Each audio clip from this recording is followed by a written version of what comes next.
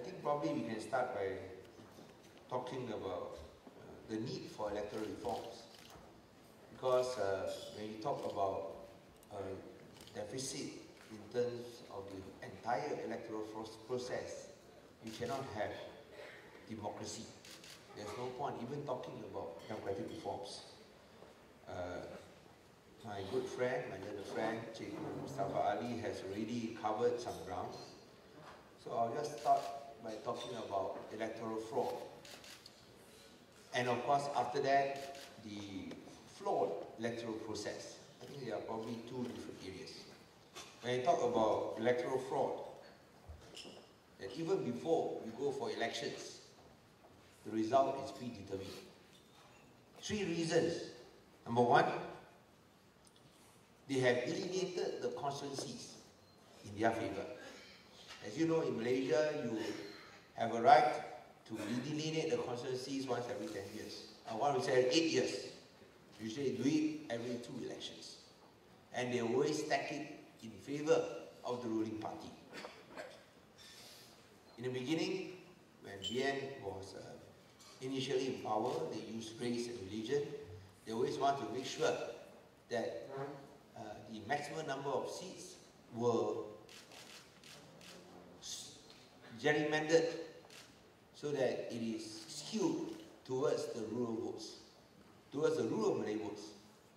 But after the infamous incident in 1998, resulting in the imprisonment, beating up, and detention of Dato Sri Anwar Ibrahim, and the 1999 elections, suddenly UMNO found out that they won not because of Malay votes, they won because of support from the non-Malay votes in the 1999 elections.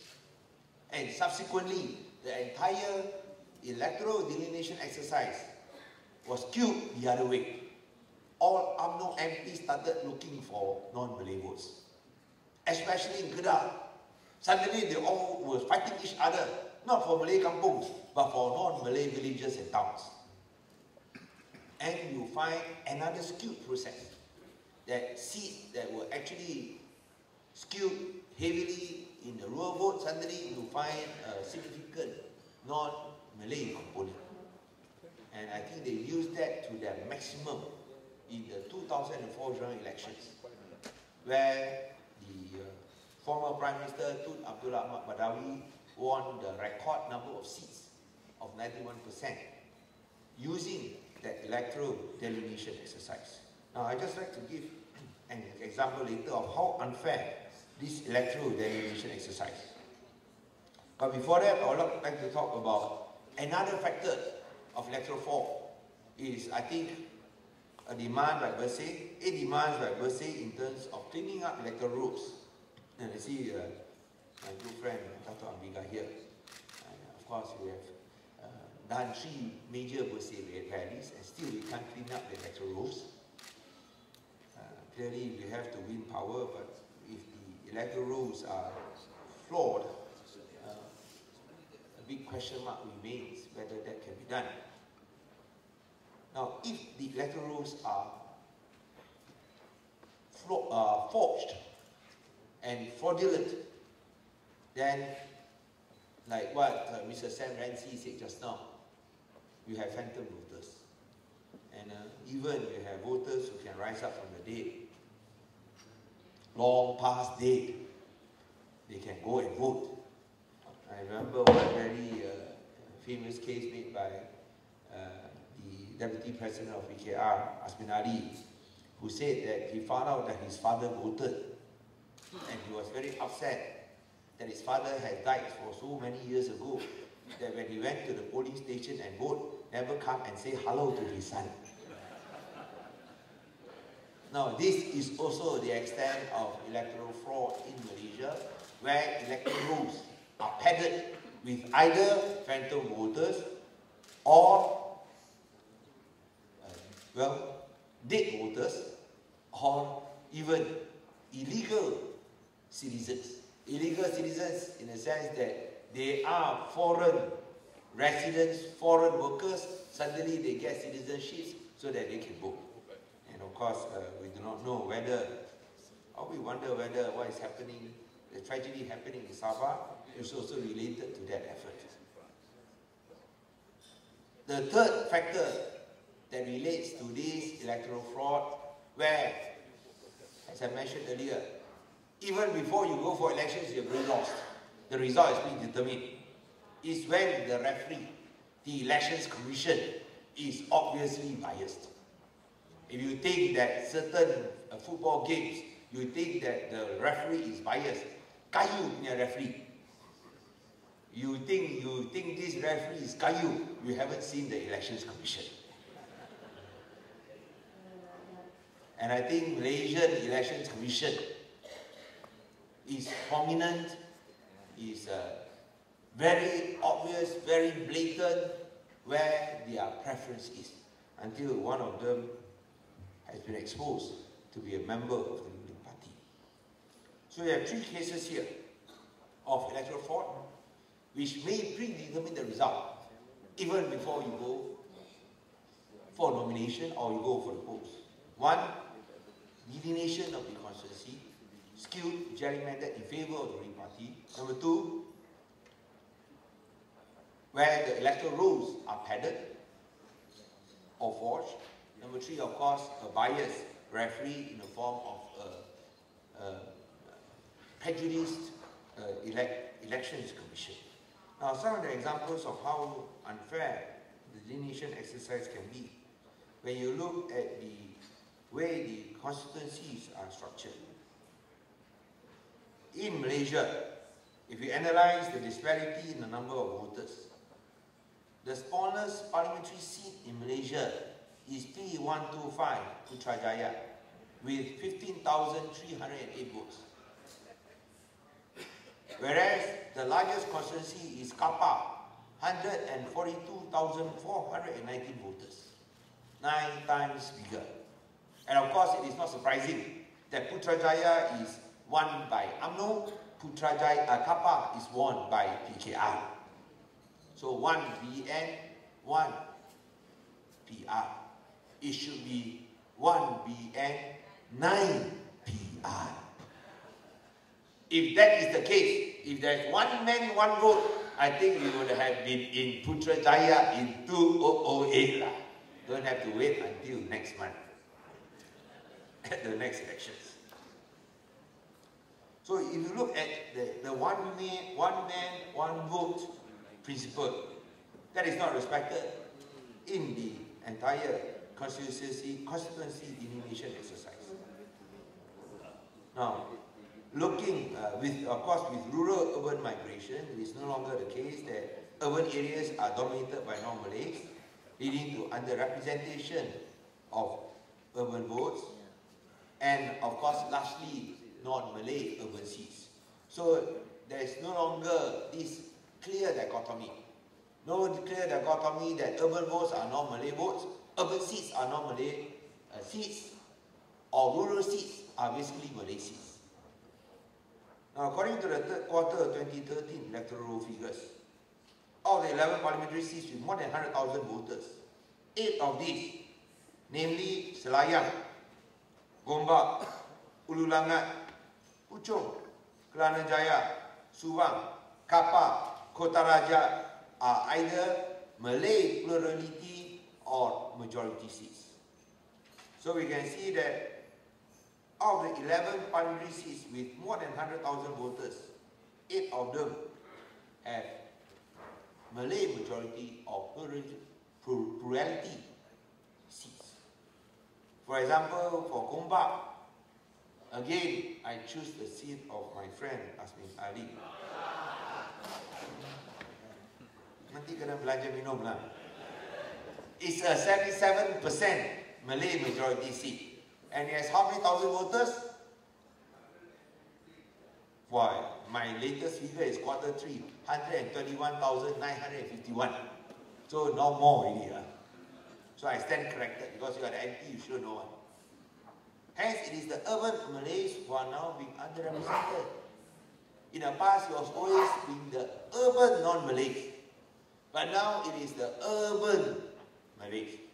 I think the future will be this.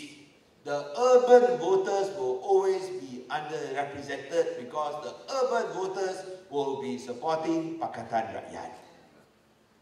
And I think that is a fact that we face when the principle of one man, one vote is not respected. In addition, there are also great disparities within individual states in terms of the number of voters. For example, the largest seat in Kelantan, P19 Tumpat, with 96,984 voters. 100,000. MP Tumpat sini. Ya. Saya tengok kawan saya nak sebut lah, dia lagi cepat. While the smallest seat in Kelantan happens to be where? KJ. Mana?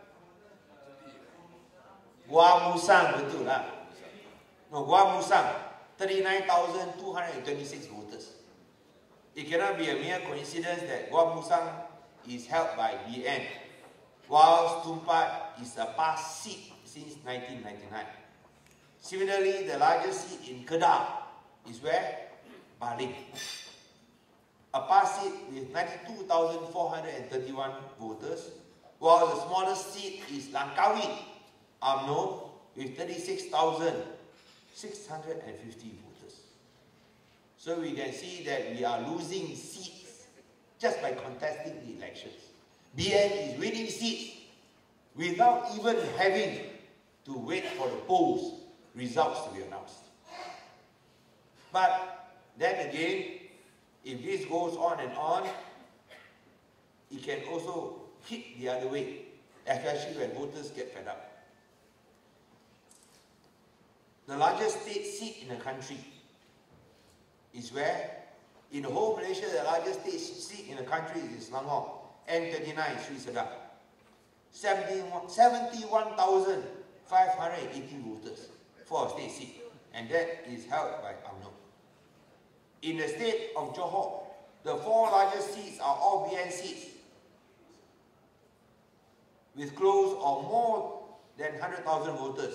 Basically, Pasir Gudang, 98,798, Johor Bahru, 96,520 voters, Pulai, 99,542 voters, and Geylang Patah, 104,972 voters, all with some urban representation.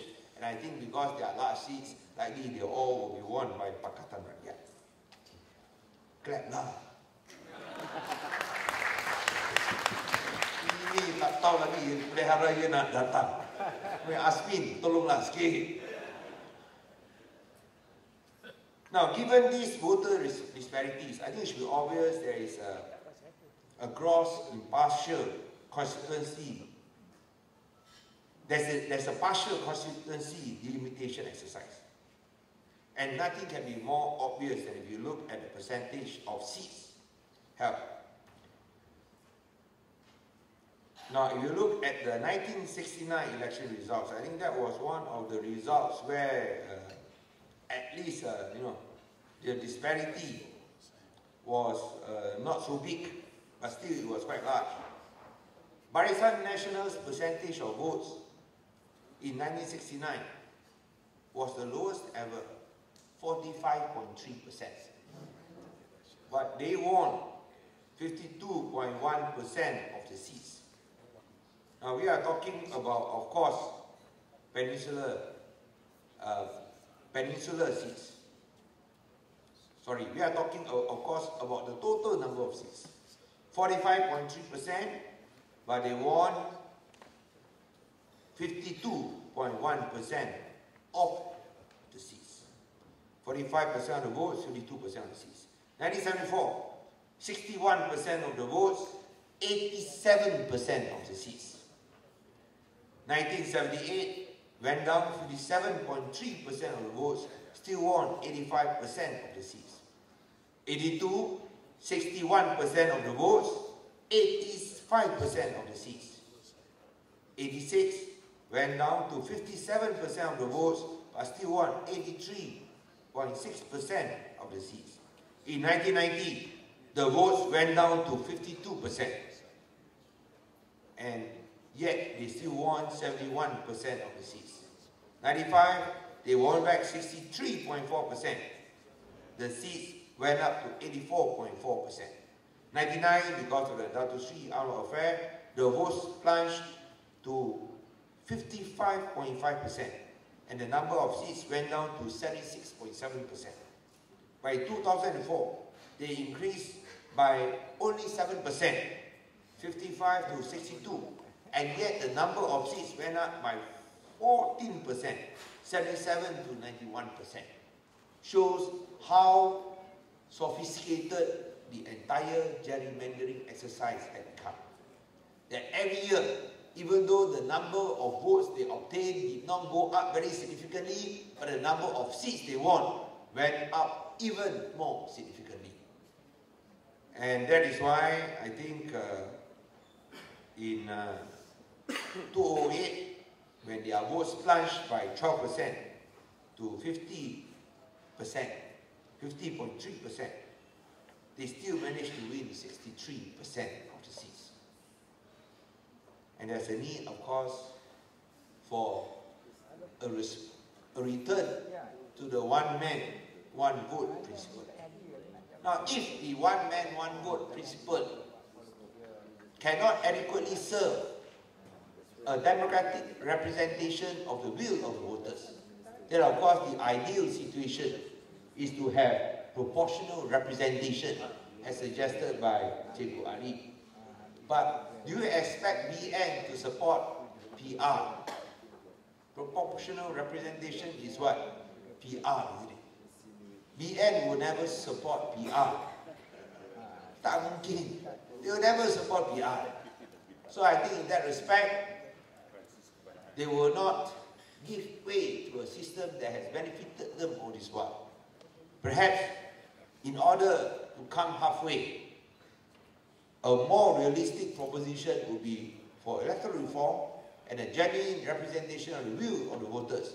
It's a mixed system of a direct system, a direct election system, as well as a proportional representation system has practiced by certain countries. I'd like to end by talking about the whole entire process itself. Now let's assume that somehow a miracle happens. Dato' Amiga and our Pak Samasai is no longer needed. The electoral roll suddenly become clean. Suddenly become clean. Yet, the process can still be flawed if the voters are not allowed to make an informed choice. Now, when you talk about a democratic election, the voters must have the freedom to make an informed choice. That means they must get sufficient information without fear or favor, without being under duress, without being under threat, without being induced by vote buying. And in Malaysia, we know that BN wins, if not before nomination day or before even the whole election process begins, they win by 3 M's. Control of the mass media, the abuse of government machinery, and of course, finally, using or misuse of money politics. 3 M's. Media, machinery, and money. So if we are to ensure that there is genuine electoral reforms, it must be focused on ensuring there's no fraud, Elections Commission are independent, electoral rules are clean, and of course, there is a respect for the one man, one vote principle, or one man, one woman, or one woman, one vote principle. And also, the entire process must ensure that voters have the freedom and right to make an informed choice. There must be freedom of information in the media. No abuse of government machinery, and severe punishment meted out on those who practice money politics. I think that is the real challenge that we face. And whether we succeed or fail, I think it's very important, because finally it determines the fate of the nation. But even let's say all this is somehow achieved, we still have one more final obstacle. After the elections, things can still happen, isn't it? you can buy elected representatives over. And that is why you need an anti-hopping law, so that those who sell out, who allow themselves to be traded like cattle, they must be forced to resign their seats and face a fresh mandate from the people. In that respect, I'm happy to announce that the Penang State Government has taken the lead by amending the Penang State Constitution to ban party hopping. And that constitutional amendment was approved by the State Assembly because we have a 2/3 majority. Approved in November, we got the Governor of Penang's consent.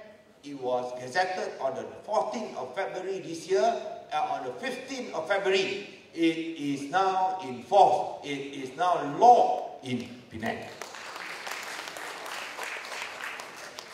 So I think on that end, that has been settled. I think this is the whole process we have faced. First, the electoral process that is not fraudulent, electoral process that is not flawed, the entire campaign, and of course after the results are announced, so that there is no buying of elected representatives.